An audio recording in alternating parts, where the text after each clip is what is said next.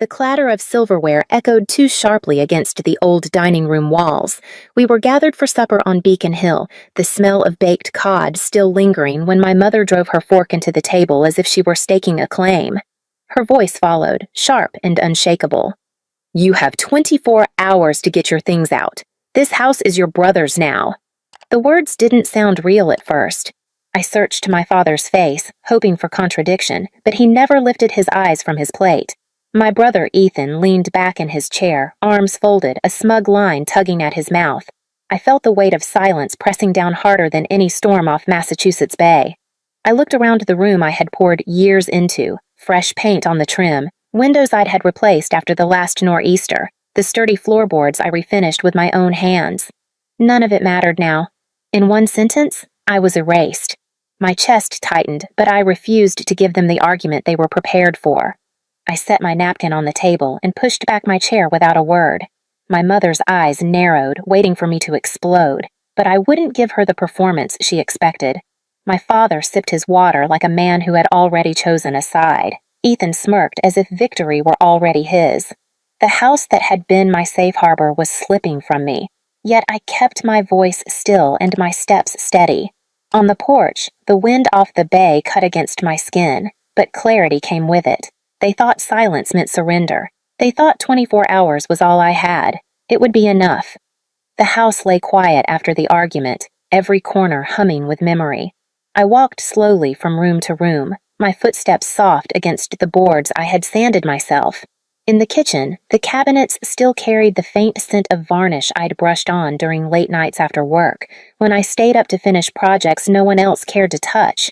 My hands had scrubbed the stains out of this space. My paychecks had bought the new appliances, yet now it was claimed as someone else's gift. I drifted into the living room, letting my fingers graze the warm ivory walls I had painted only 2 summers ago. I remembered standing on a ladder, roller in hand, determined to brighten the place after years of drab gray. Ethan had been gone then, off chasing contracts in other states, too busy to return calls. My parents had murmured appreciation at the time, but it hadn't lasted. Tonight, those walls stood mute, their glow dimmed by betrayal. Upstairs, I paused outside the small bedroom I had made my own. The storm from years ago came rushing back, wind tearing shingles from the roof, rain driving through leaks in the attic. My father had thrown up his hands, said there was nothing to be done without money. I had written the checks to the contractor, drained what savings I had, and signed for overtime at my firm to cover the rest. The repairs had held, proof that I could keep us safe even when the world outside raged. Near the stairwell, I touched the railing, still smooth where I had sanded splinters away. My grandfather Henry had stood here once, his voice rough but kind as he told me, "These boards will need your hand someday." At the time, I thought he meant simple chores. But now his words felt heavier, as if he had seen this night coming. I stopped at the front door, the air cooler there, salt from the harbor seeping in through old seams. The house seemed to breathe with me, holding the weight of all I had poured into it. Tomorrow I would need answers, and I already knew who to call. I barely slept, the house pressing in on me with a silence that no longer felt safe. At dawn, I wrapped a coat around my shoulders and stepped onto the porch, staring toward the harbor where the bay was just beginning to glow with pale light. My phone felt heavy in my hand as I scrolled to Claire Bennett's number. We had met years ago at a local coffee shop, both of us restless to prove ourselves. She'd gone into law, sharp-minded and uncompromising, and I had always trusted her judgment. When she answered, her voice carried the same no-nonsense edge I remembered. I told her everything, the dinner, my mother's decree, my father's silence, Ethan's smug grin. She listened without interrupting, only the faint scratch of her pen coming through the line. When I finally stopped, she exhaled slowly. "Ashley, first thing, you are not being legally evicted.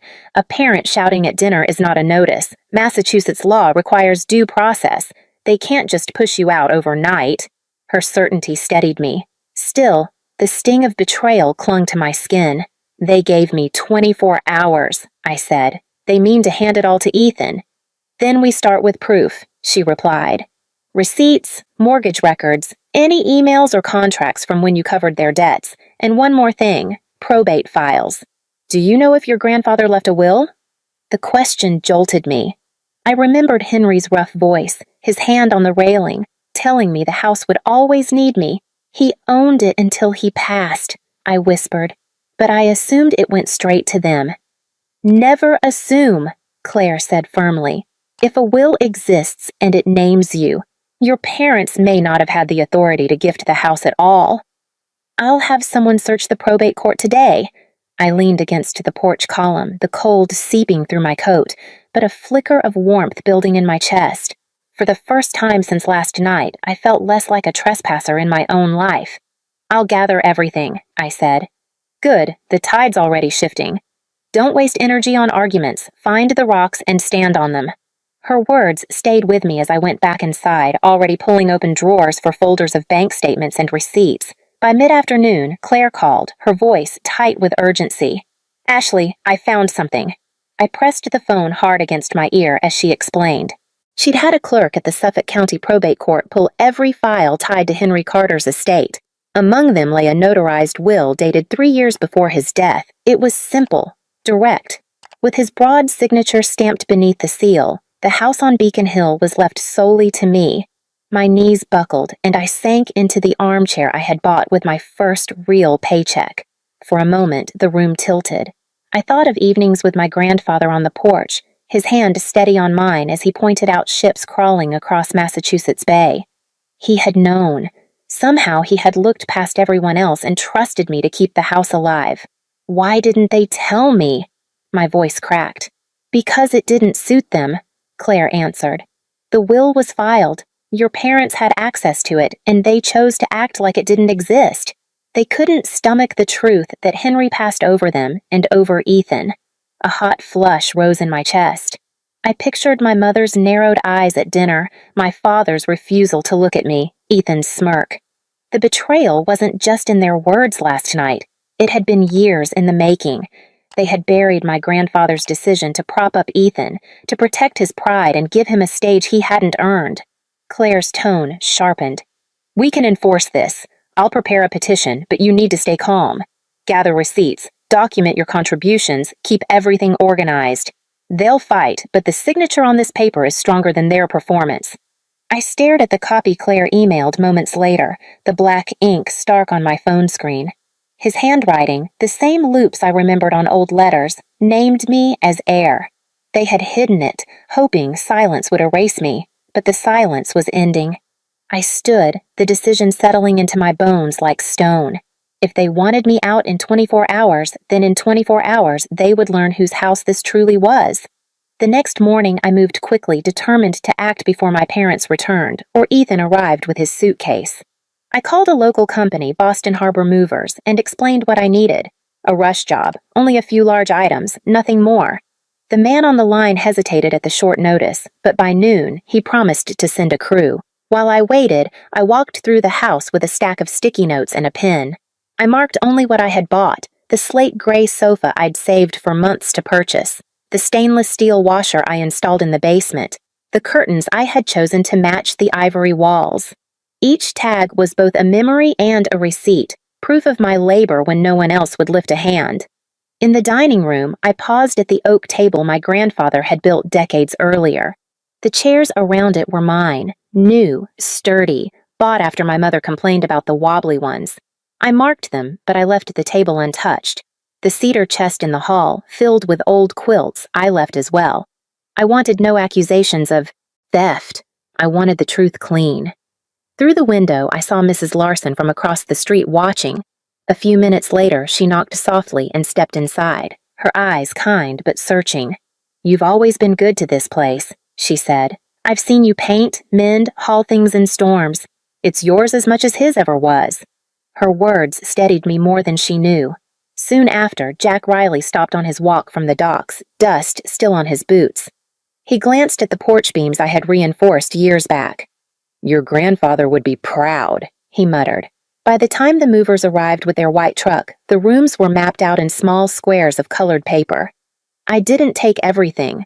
I took only what was mine. When Ethan walked through the door, that difference would matter more than he ever expected.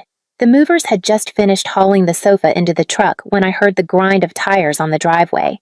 Ethan stepped out of a rented sedan, a sleek black suitcase trailing behind him. He looked at the house as if it were already his stage, chin lifted, shoulders squared. He brushed past me at the door without a greeting.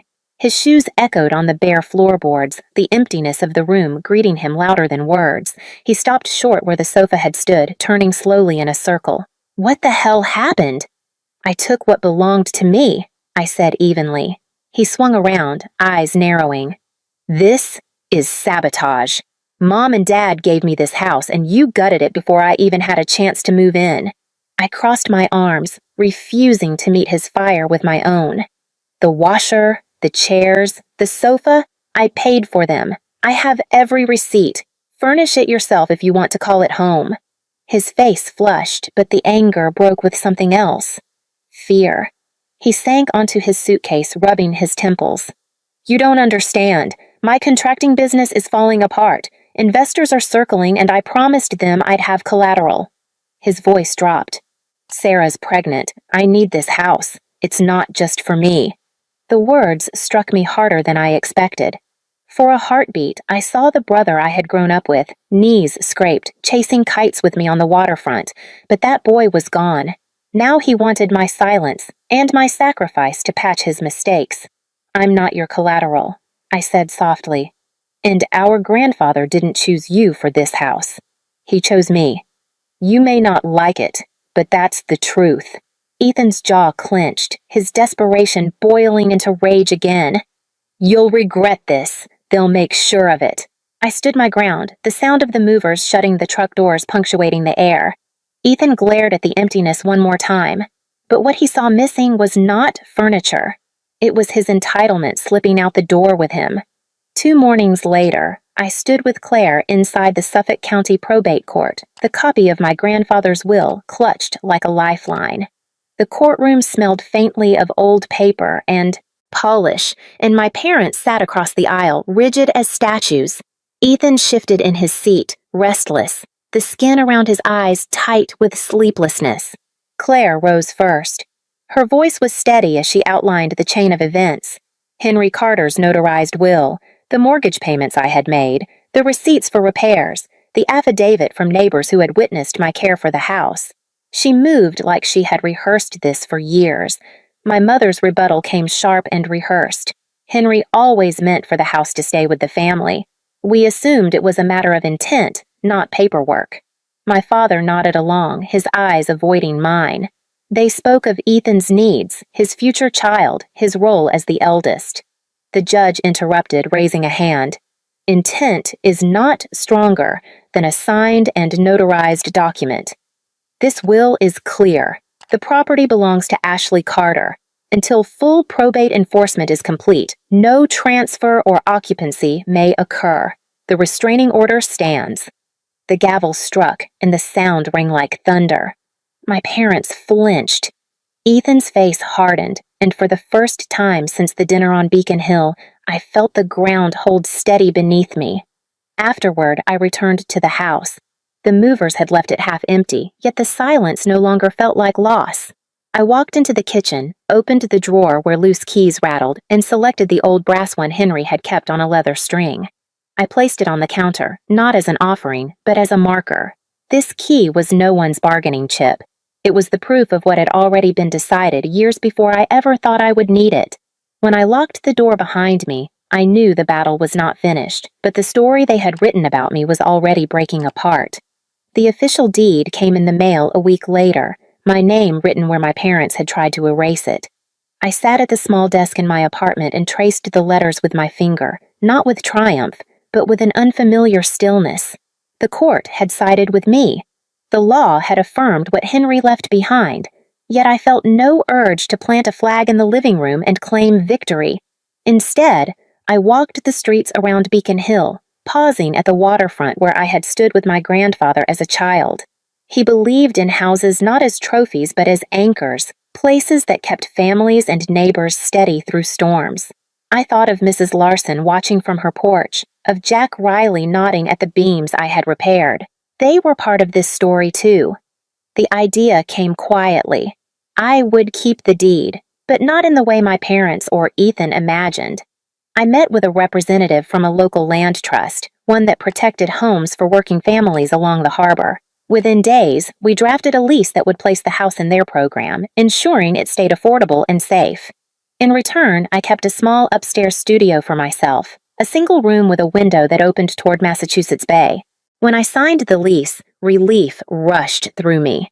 The house would stand, but it would not be a stage for Ethan's ego or my parents' manipulations. It would serve the community that had always surrounded us, and I could step inside only when I chose. That evening, I unlocked the studio and set my bag on the floor. The rooms below would soon belong to another family, their voices replacing the silence. For the first time in weeks, I breathed without weight on my chest, ready to put the rest into writing. I sat in the upstairs studio with the deed and lease papers stacked neatly beside me. The house below would soon welcome another family, and I wanted to set my own boundaries as clearly as the legal lines now drawn. I opened a blank page in my notebook and began the letter to my parents. I wrote without decoration. I would not be their rescuer anymore. I would not cover bills, mortgages, or quiet their mistakes. If they wanted any chance of contact, they would have to commit to counseling, not as a punishment, but as a condition of trust. I enclosed copies of the receipts, the court order, and the will. I wanted no debate, only clarity. When I sealed the envelope, I felt no tremor in my hands. It was not anger that guided me, but the need to stop repeating the same cycle. A knock at the door startled me. Mrs. Larson stood there with a small basket of muffins. She smiled softly, her eyes glistening. "For the woman who kept the porch standing," she said. Her words filled the room with a warmth that paper alone could not carry. Later that evening, Jack Riley stopped me on the street. He clapped my shoulder, his palm heavy with respect. "Henry would have wanted it this way," he said simply, and I believed him. That night, my phone buzzed with a message from Ethan. It was shorter than I expected, stripped of bravado. He admitted his mistakes, spoke of his fear for the future, and asked for time to make things right. For the first time in years, his words did not demand, they requested. I left his message unanswered, the letter to my parents ready for the morning mail, knowing the final step was still ahead. Months later, the sound of new footsteps filled the rooms below. A young family had settled in under the land trust lease, their laughter carrying through the floorboards at night. Toys scattered across the porch where I had once stacked storm shutters, and the sight gave me more peace than emptiness ever had. I kept the small studio upstairs, a single room with wide windows facing Massachusetts Bay. Each morning, I opened the curtains to the light stretching over the water, and I felt the steadiness that had been missing for years. On one wall, I hung the framed deed beside Henry's old repair map of Beacon Hill, the penciled notes marking the years he replaced shingles after hurricanes and reinforced beams after blizzards. It was less a trophy than a compass, reminding me what stewardship truly meant. The space was simple, a seat, desk, a chair, a bed tucked near the window, but it belonged to no one's expectations but mine. I wrote there often, sometimes code for work. Sometimes words that would never be sent, letters to a past self who thought silence was the only way to keep peace. Downstairs, the family painted walls their own colors, filled the kitchen with smells of stews and bread. I heard it all and smiled because the house was alive in a way that didn't drain me. It stood not as a bargaining chip or a weapon, but as a place carrying forward. I no longer needed to prove myself with every nail or dollar spent. My worth wasn't hidden in the floorboards or bargained at a dinner table. It rested in the boundary I had drawn, the life I had chosen, and the door I had learned when to close. Sitting in my upstairs studio, the deed framed beside Henry's repair map, I traced the lessons carved into this ordeal. The house on Beacon Hill wasn't just wood and nails. It was a testament to boundaries and truth. I learned that silence, once my shield, had let others rewrite my story. Speaking up, with receipts and a will, reclaimed my place. My grandfather's trust taught me that stewardship means holding firm, not bending to demands. I saw that family isn't owed loyalty when it buries your worth. Letting go of their expectations freed me to choose who I'd be, not their rescuer, but my own anchor. The land trust lease showed me that a house could serve without consuming me, that generosity doesn't mean sacrifice. Ethan's message, unanswered, reminded me that change must be earned, not begged. Every step, court, movers, the letter, taught me to stand on proof, not promises. My worth isn't in floorboards or paychecks, but in the lines I draw and the life I build. This house, now alive with a new family's laughter, stands as Henry intended, an anchor, not a chain.